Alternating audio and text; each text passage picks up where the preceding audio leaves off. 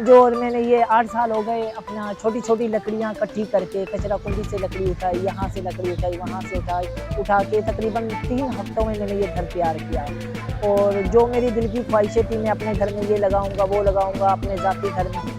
घर तो अपना ना हो सका दरख्त में बना लिया, फिर भी अल्लाह का शुक्र है उसमें मैंने पर्दे लगाए, वॉश बेसिन लगाया, चूल्हा रखा, मटके रखे, अल्लाह का शुक्र है मैंने सारा काम किया।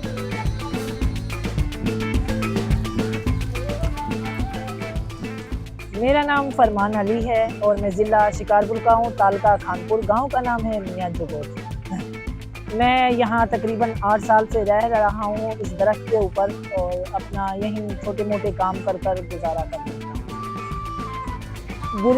गर्मियाँ जब आती हैं तो गरम-गरम हवाएँ चलती है, ये इस घर में ये तकलीफ़ है, सुकून भी है। जब हवा चलती है तो सुकून से दिन गुज़र भी जाते हैं। जब गर्मियाँ अब जैसे रमज़ान के महीने शुरू हो गए, रोज़े रखते हैं ना तो गरम-गरम रूहें चलती हैं, जो हवा चलती है ना तो वो तकलीफ़ दे होती है। बारिशें आती है तो पूरा गीला हो जाता है।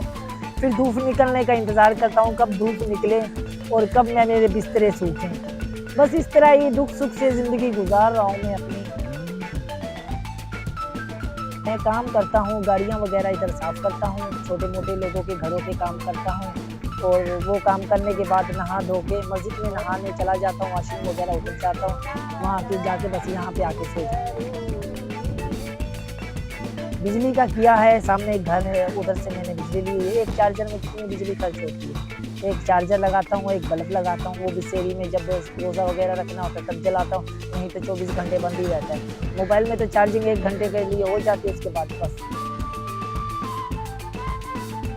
और ज़्यादातर लोग मुझे यहाँ का कोई ये कराची का ट्री मैन कहते हैं, कोई कराची का टार्ज़न कहते हैं, कोई अब बच्चे कभी-कभी बच्चे भी कह देते हैं कि दरख्त पे रहने वाला बंदर।